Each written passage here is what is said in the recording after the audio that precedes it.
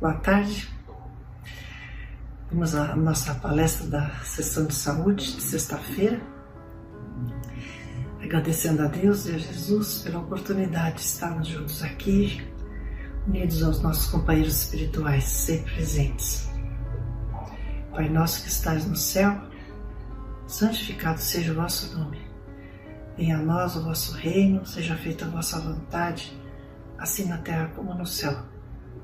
O pão nosso de cada dia nos dai hoje. Perdoai as nossas dívidas, Senhor, assim como procuramos perdoar os nossos devedores. Não nos deixeis cair em tentação e livrai-nos do mal. Graças a Deus e graças a Jesus. Vamos falar hoje sobre o papel dos espíritas na regeneração do planeta. E para isso eu gostaria de ler aqui um texto de Emmanuel. Chama-se Após Jesus. Ele está no livro Fonte Viva, psicografado pelo Francisco Cândido Xavier. E na Bíblia diz: E quando o iam levando, tomaram um certo Simão, sirineu, que vinha do campo, e puseram-lhe a cruz às costas, para que a levasse após Jesus. Isso é de Lucas. A multidão que rodeava o Mestre no dia supremo era enorme. Achavam-se ali os gozadores impenitentes do mundo, os campeões da usura, os ridicularizadores, os ignorantes, os espíritos fracos que reconheciam a superioridade do Cristo e temiam anunciar as próprias convicções, os amigos vacilantes do Evangelho, as testemunhas acovardadas, os beneficiados pelo divino médico que se ocultavam medrosos com receio de sacrifícios. Mas um estrangeiro, instado pelo povo, aceitou o madeiro, embora constrangidamente, e seguiu carregando-o após Jesus. No caso, Jesus já tinha sido crucificado, né? A lição, entretanto, seria legada aos séculos do futuro. O mundo ainda é uma Jerusalém enorme, congregando criaturas dos mais variados matizes, mas se te aproximas do Evangelho com sinceridade e fervor, colocam-te a cruz sobre o coração. Daí em diante serás compelido às maiores demonstrações de renúncia. Raros te observarão o cansaço e a angústia, e não obstante a tua condição de servidor, com os mesmos problemas dos outros, exigir-te-ão espetáculos de humildade e resistência, heroísmo e lealdade ao bem. Sofre e trabalha de olhos voltados para a divina luz. Do alto descerão para o teu espírito as torrentes invisíveis das fontes celestes, e verás valorosamente, e vencerás valorosamente. Por enquanto, a cruz ainda é o sinal dos aprendizes fiéis.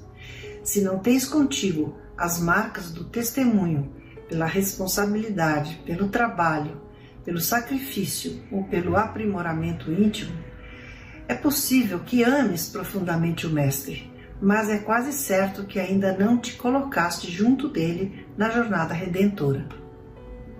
Abençoemos, pois, a nossa cruz e sigamo-lo, destemerosos, buscando a vitória do amor e a ressurreição eterna. Então, é seguir Jesus, né?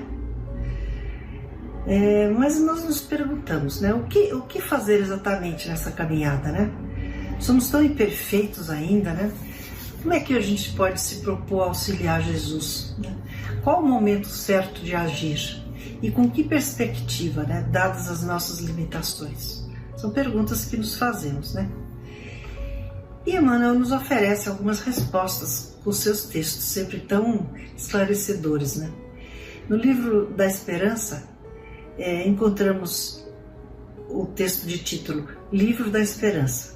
E ele nos diz: os Espíritos do Senhor, em sua expressão pura e simples, nos dizem que é possível cada um de nós ouvir Jesus no âmago da alma a repetir-nos com segurança: aquele que me segue não anda em trevas. Das esferas superiores, tornaram os mensageiros da providência divina, asseverando que ele vive para sempre junto de nós, sem se desesperar de nossas fraquezas. Mestre abnegado repete indefinidamente a mesma lição milhares de vezes. Orientador, dá-nos serviço e aponta-nos o rumo certo na estrada a palmilhar. Amigo, compreende-nos as faltas e incorreções, sem privar-nos de auxílio, né? Companheiro, caminha conosco, alentando-nos os sonhos, multiplicando-nos as alegrias das horas sem nuvens e enxugando-nos as lágrimas, nos dias de provação e desalento, sem humilhar-nos a pequenez. Então, Jesus tem todo o conhecimento sobre as nossas dificuldades, as nossas fraquezas, né? E mesmo assim Ele nos ama. Temos que segui-lo, né? Peregrinos da evolução, que todos ainda somos, os que lutamos por regenerar-nos, melhorar-nos e aprimorar-nos na Terra, na condição de encarnados e desencarnados, ouçamos com Allan Kardec a explicação clara dos princípios evangélicos, que nos certificam de que ninguém está desamparado, que todos os homens são filhos de Deus e que nenhum é órfão de consolação e ensinamento, desde que se apresente nas fontes vivas da Boa Nova, de espírito renovado e coração sincero. Então tá claro, é a boa vontade que conta, né? Jesus nos conhece, né? Ele nos ama com todos os nossos defeitos, nossas limitações, né? Mas se temos boa vontade, é o que importa, né? E fica então a questão de quando agir, né? E Emmanuel nos dá umas respostas nesse texto, Tempo de Hoje, no mesmo livro. E o texto começa com uma citação de Jesus, que já nos dá uma resposta. E Jesus disse: andai enquanto tendes luz. Hoje é o tema fundamental nas proposições do tempo. Ontem, retaguarda. Amanhã, porvir. Hoje, no entanto, é a oportunidade adequada a corrigir falhas havidas e executar o serviço à frente.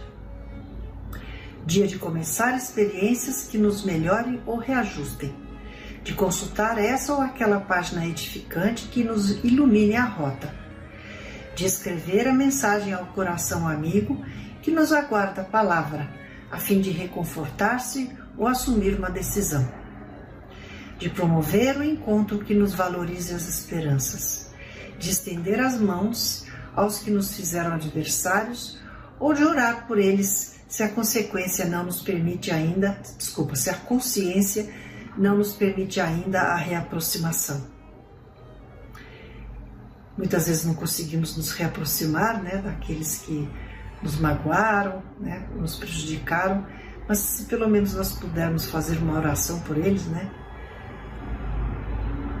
já está bom, de bom tamanho para a nossa atual condição, né?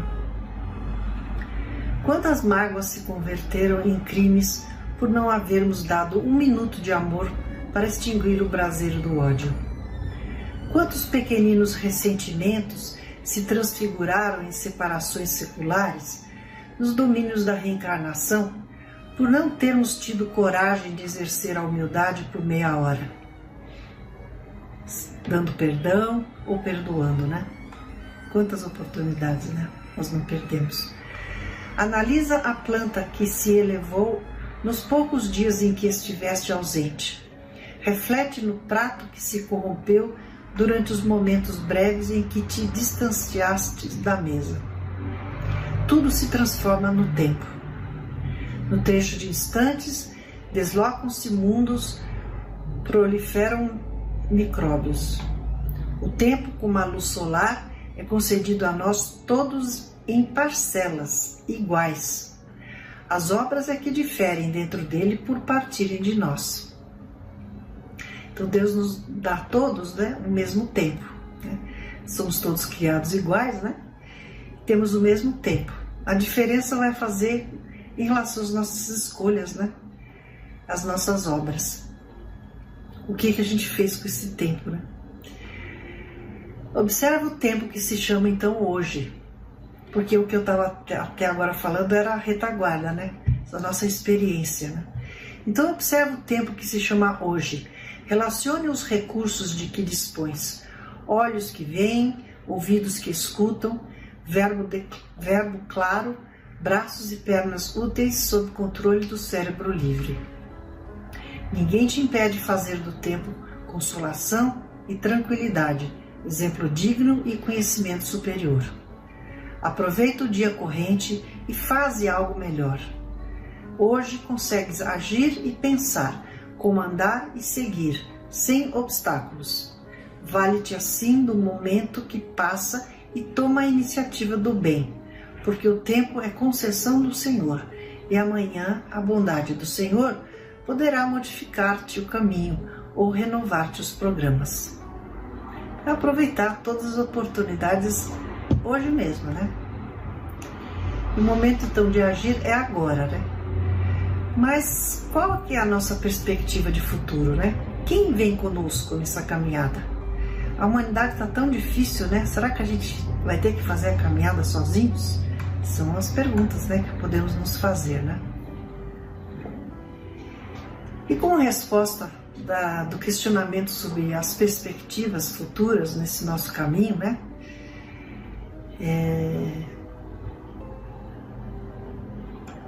Emmanuel nos traz esse texto no mesmo livro, Livro da Esperança, com o título Na Construção do Futuro.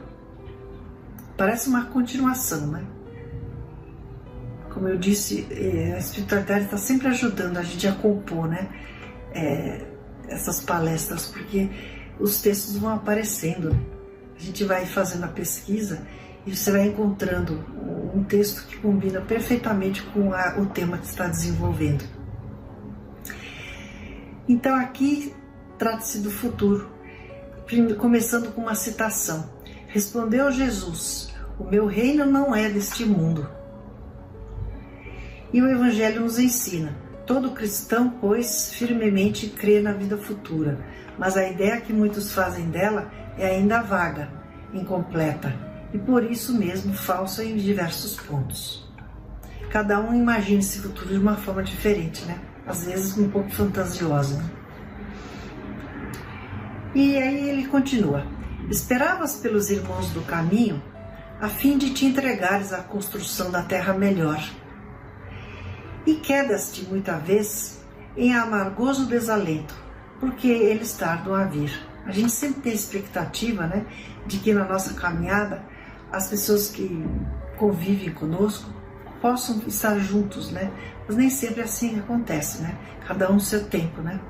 E estar juntos significa ter o mesmo conhecimento, a mesma fé, né?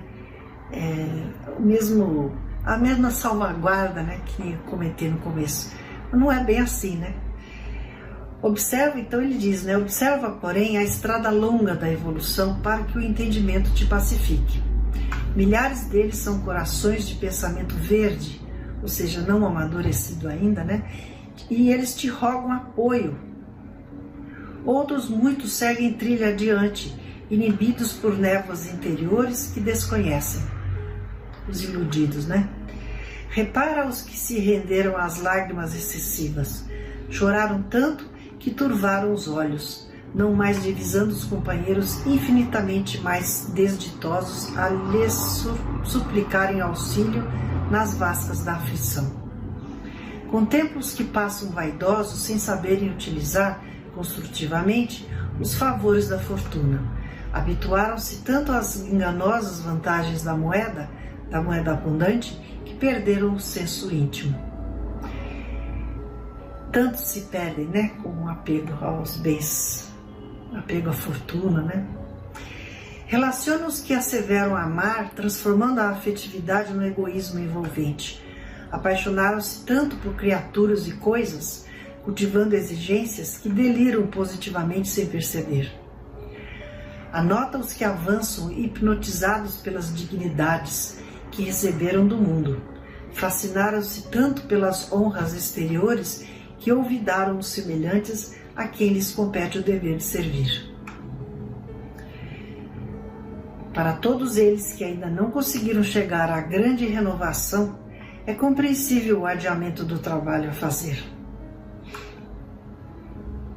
Para isso que temos então a oportunidade da reencarnação, né? Mas cada um então no seu tempo.